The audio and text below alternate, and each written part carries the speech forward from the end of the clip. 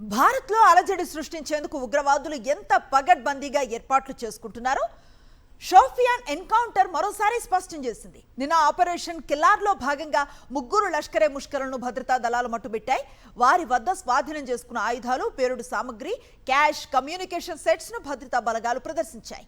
పెద్ద ఎత్తున బుల్లెట్లు, రైఫిల్స్, గ్రెనేడ్స్ తో పాటు భారతీయ కరెన్సీకి సెక్యూరిటీ సిబ్బంది రికవరీ చేశారు. చైనాలో తయారైన కమ్యూనికేషన్ సెట్స్ ఉన్నట్లుగా గుర్తించారు. యుద్ధానికి వచ్చినట్లే ఉంది ఈ వ్యవహారం.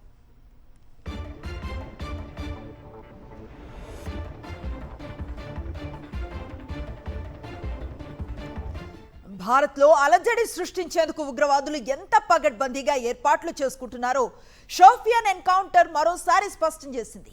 నిన్న ఆపరేషన్ కిల్లార్లో భాగంగా ముగ్గురు లష్కరే ముష్కరులను భద్రతా దళాలు మట్టుబెట్టాయి. వారి వద్ద స్వాధీనం చేసుకున్న ఆయుధాలు, పేలుడు సామగ్రి, క్యాష్, కమ్యూనికేషన్ సెట్స్ ను భద్రతా బలగాలు ప్రదర్శించాయి. పెద్ద ఎత్తున బుల్లెట్స్, రైఫిల్స్, గ్రెనేడ్స్ తో పాటు భారతీయ కరెన్సీని సెక్యూరిటీ సిబ్బంది రికవర్ చేశారు.